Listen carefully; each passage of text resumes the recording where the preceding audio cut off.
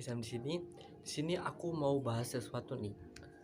Jadi, topik kita hari ini adalah perubahan iklim.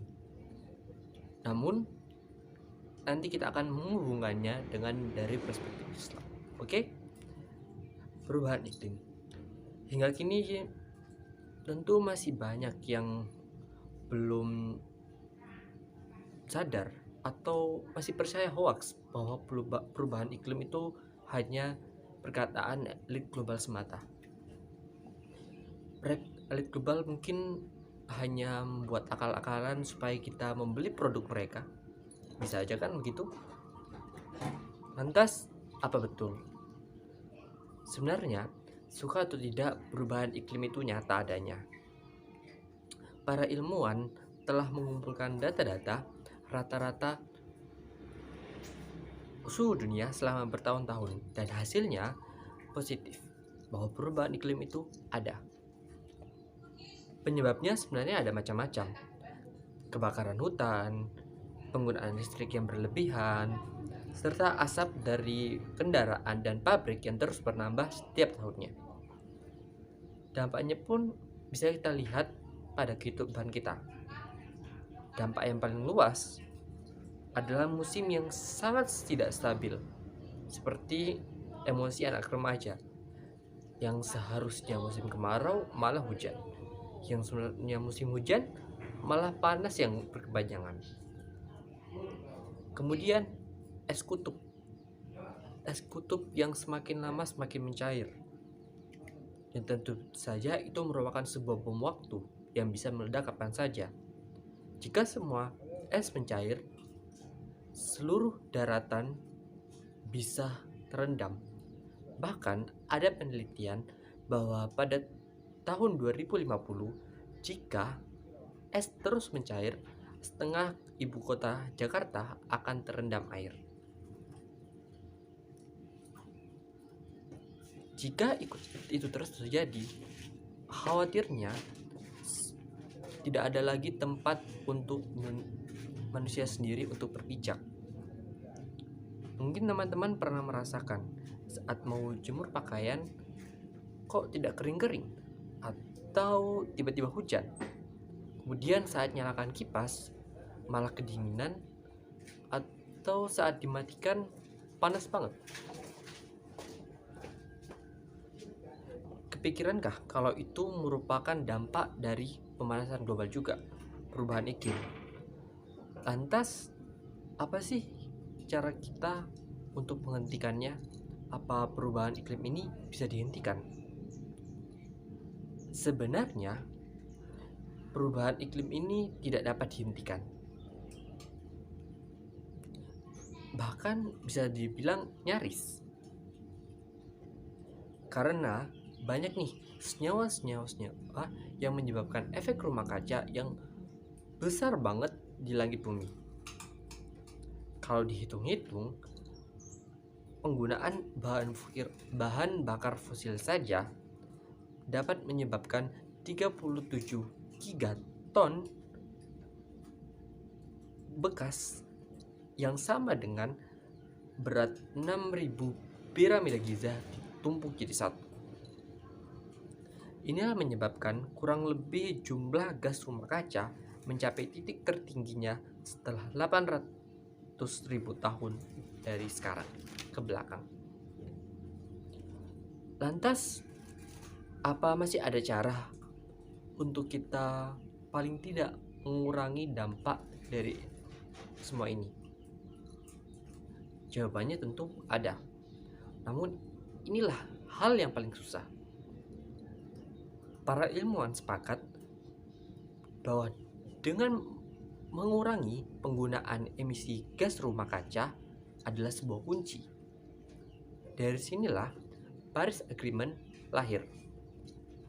Di sini, sebanyak 197 negara setuju untuk mengurangi penggunaan gas emisi rumah kaca di negaranya masing-masing.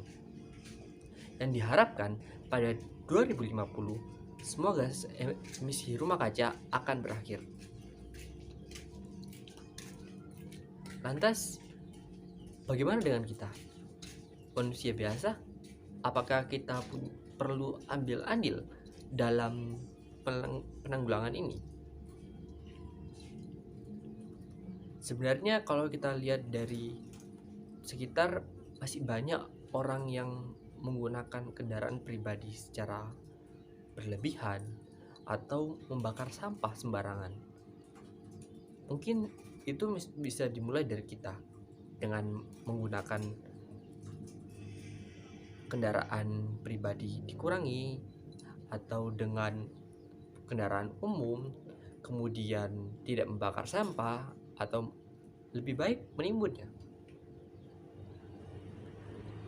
Dan yang paling penting, kalau misalnya teman-teman bisa, coba adakan kampanye tentang perubahan iklim itu nyata, agar mengingatkan bahwa fenomena ini bukan hoax para elit belaka. Teman-teman, pembahasan kita kali ini kayaknya kurang afdol nih kalau misalnya kita nggak mencangkut pautkannya dengan sebuah ayat.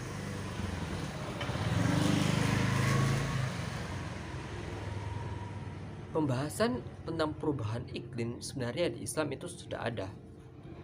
Dijelaskan dalam Quran surat Al-Isra ayat 37, yang artinya, dan janganlah kamu berjalan di muka bumi ini dengan sombong, karena sesungguhnya kamu berkali-kali tidak dapat menembus bumi, dan berkali-kali tidak akan sampai setinggi gunung. Manusia pada hakikatnya merupakan seorang khalifah di muka bumi ini. Allah mengamanatkan untuk menjaga bumi ini tetap lestari. Namun, jika kita melihat lebih jauh lagi, semua kerusakan yang ada di muka bumi ini merupakan penyebabnya adalah manusia sendiri, yang seharusnya menjaga malah menjadi perusak. Manusia yang hakikatnya melindungi malah menyebabkan kerusakan dan kebinasaan makhluk-makhluk.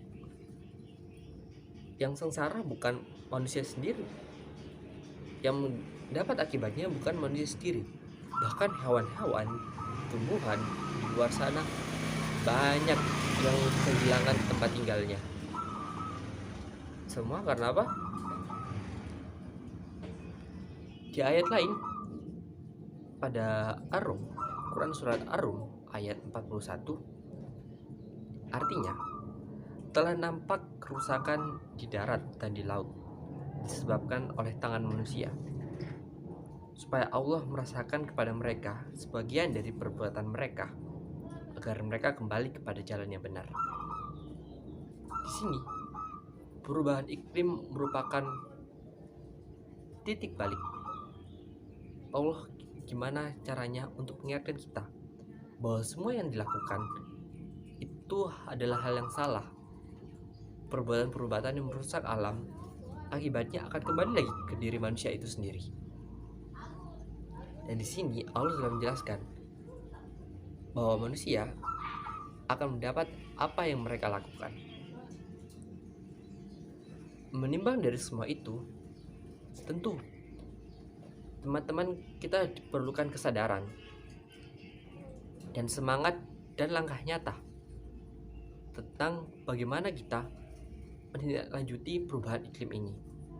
Bukan hanya sedang rebahan di tempat, tapi coba kita kampanyekan di Instagram, di Twitter, di YouTube, bagaimana caranya untuk mengurangi emisi gas rumah kaca, supaya kita sekarang bisa merasakan nikmat.